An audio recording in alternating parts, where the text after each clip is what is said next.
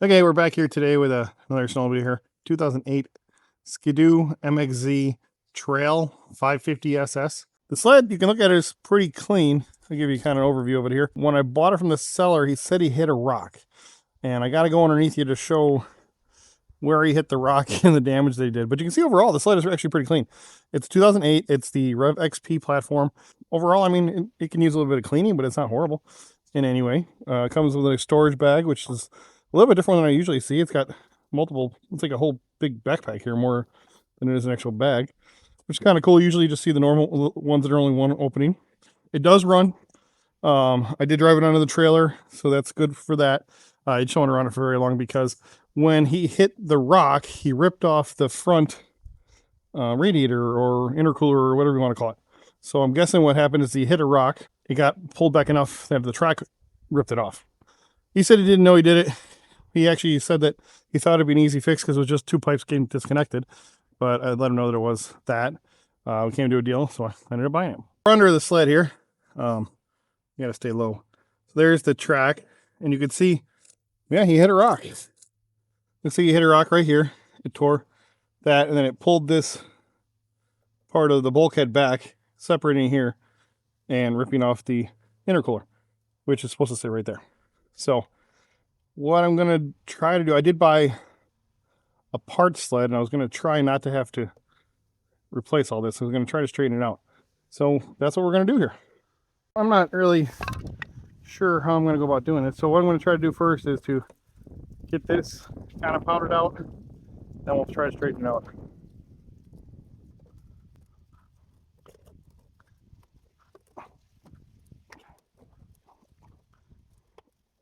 Come on.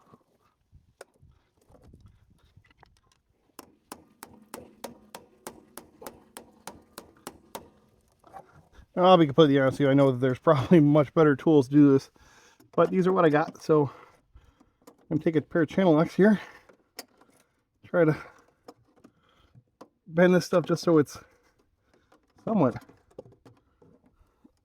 where it needs to be. So while I'm straightening this out here, I'm going to ask you that if you like this type of content, give me a subscribe.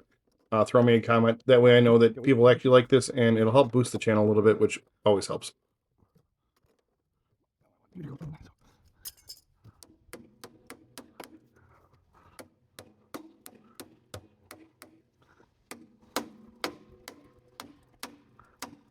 Well, that'll suck it forward. That lines up.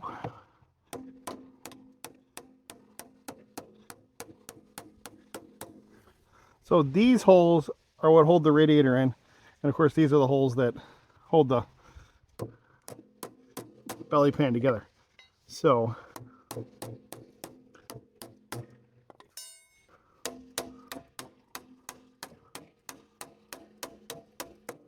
okay, so this is the replacement cooler that I have to put in there, and I just want to make sure before we get too far, A, that it fits. Oh, this screw's getting in the way. And actually, that's pretty straight for that. Cool.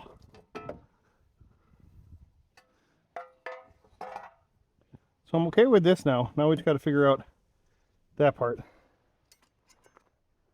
So I think what we're going to do is try to push on the back side. I don't care if the whole dent is taken out. I just need to make it so that I can re-rivet it.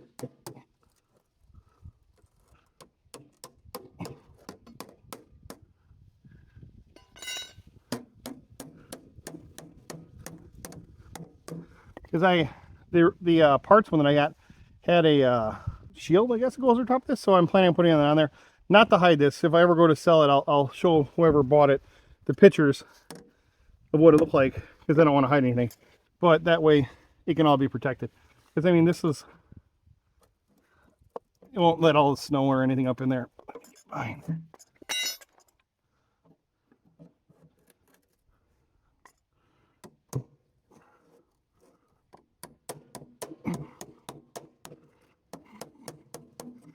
I don't have a TIG welder, otherwise I would weld that up. So I'm not going to drill in the exact same holes we're going to drill next to them. to put some rivets in there. I'm going to try to squeeze this together so that I can drill a slight hole.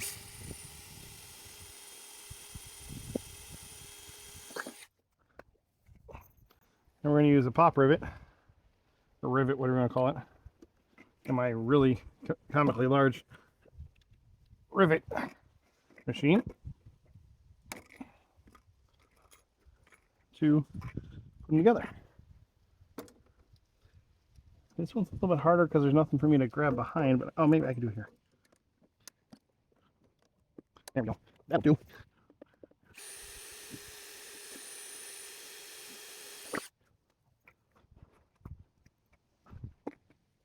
There. I'm just going to do one here. So 4 more. We'll just zip those out real quick. And there's that. Okay, I'm going to set it back down now and figure out what I got to do to make this possible. So I had to go figure out which hose comes off the top because it's torn and I needed to find out what it was. So I took out the air box and the carburetors and we figured out which one it is. I want to reach in here, hopefully I don't block you guys too much. But so it's this hose right here. You can see it's ripped off right there. Can you see it? Yeah, you can see it's all ripped up there. So it only goes to right there. I have the replacement hose right here because like I said, I bought a part sled for this. So that's the whole hose. I'm not going to try to put it in because my thought was if I can, I'm going to try to out-of-curve to the top of the radiator before I try to put it in here because it'd be a lot easier to rivet up here than when I'm trying to remount that other side. So here's the intercooler. I kind of cleaned it up a little bit and I mounted this hose on it because it's going to be really hard to get in when you're up in there. What I'm going to try to do now is fish the hose and the whole intercooler up into that spot and then get the bottom hose on there. I'm using hose clamps. I tried to get the right size out-of-curves, the clamps that are original to it, but I got the wrong ones and I kind of want to get this done. So we're going to use hose clamps and hopefully it works.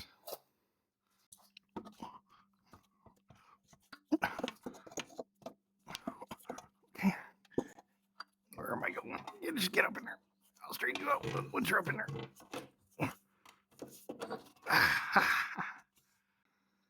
Okay. Now we got to get this hose out and over that. Not sure exactly how we're going to do that. Probably would have been easier to do before we clamped all that up.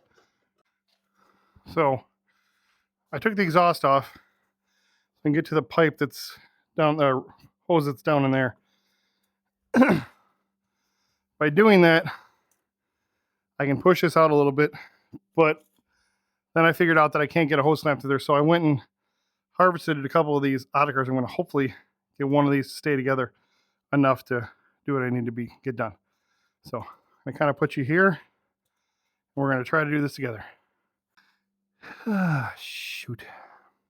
Okay, so I pulled out the hose that goes like that. It's the one that's got it connected to the bottom of the intercooler. To do that, I had to pull out the exhaust can and pipe, and then I had to, well, you can see down in there, I had to disconnect the starter, disconnect the radiator hose on the other side of that. See that pipe coming down there? There's a T comes up and there's another pipe on the other side to disconnect that so that I could disconnect all of that, cut the out-of-curve off so I could put another clamp on there later to reconnect that pipe in there. I think now I should be able to tip this up. It'll shove that hose far enough through there and control it enough and be able to put it on there. We're going to try together. I'm going to try not to get in your way, but as we all know, I'm not very great at that. Well, it's not tucked up underneath the engine right now, but I think I could squeeze it up underneath the engine later.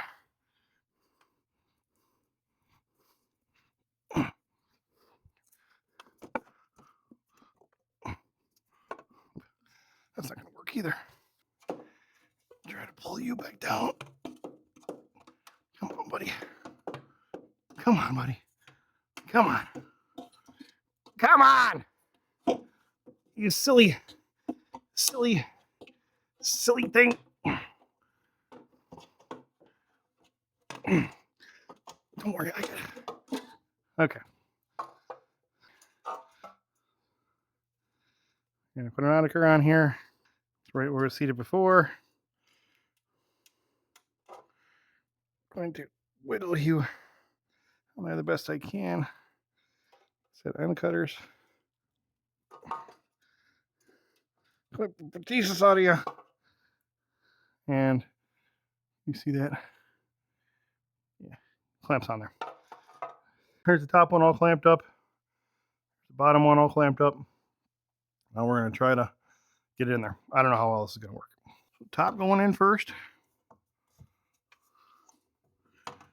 Hopefully. Somewhat at least. Bottom one. Come on, bottom one. I love engineers. Just trying to get you in there because I can rotate you once you're in there. Okay. Get up in there. Get up in there. Stupid, stupid, stupid, stupid.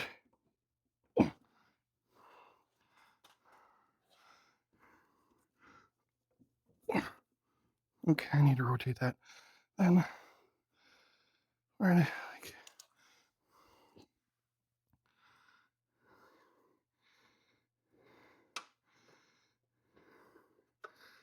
to the side a little bit. Come on, baby. Let's get in there.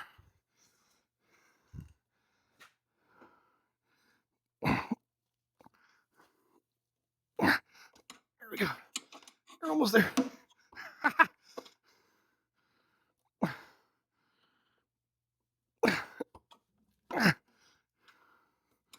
You're so close. There you go. Oh! Ah! Shit! That's it! I don't know how the hose is doing, but that's it. Okay. First thing I'm going to do is I'm going to rivet these together first. Then we'll figure out how we're going to get some on the top.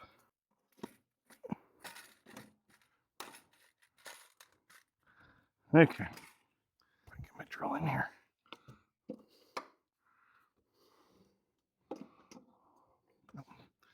Okay. I wasn't sure what I should do in there, so I did buy some self-tapping screws.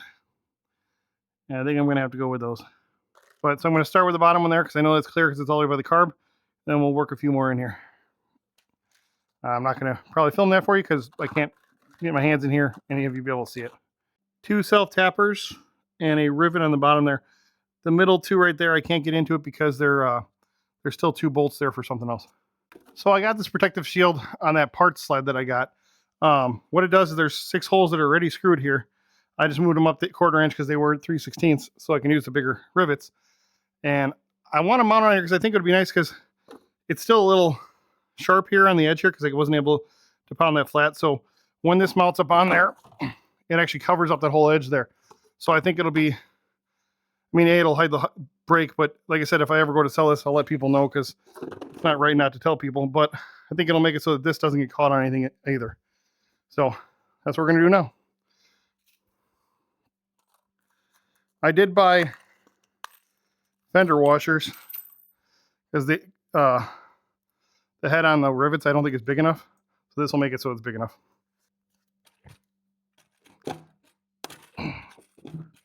And we got 4 out front here. I only have 2 more washers, so I don't know if these are going to, these don't probably need washers.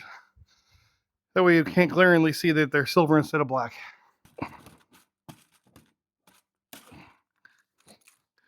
Okay. I hope that's the last of the bottom. This I have to see for a little while. So we're back on our feet now. I'm just going to go ahead and install all the front and exhaust and stuff back on there.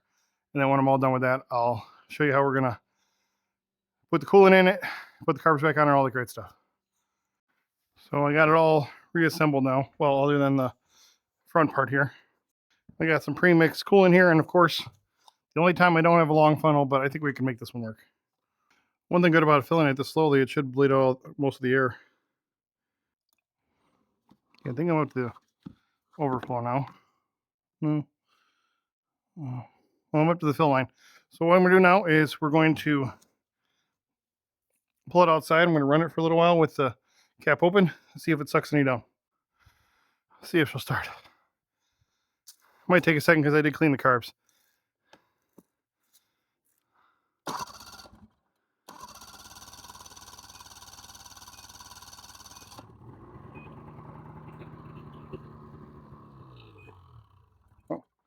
Leave the choke on, I guess.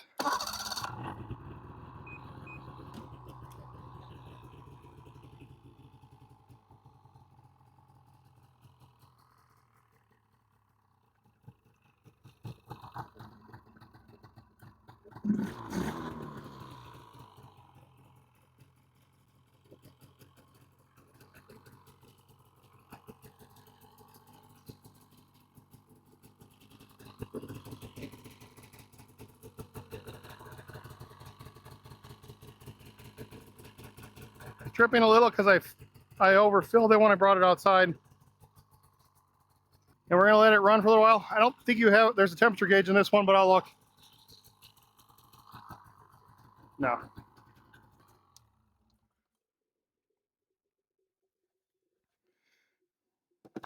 And here it's sucking some now.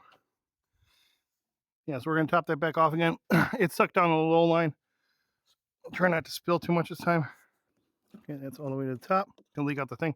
I'm with the cap on it. We're gonna run it for a little while longer, and I'll do it a few times.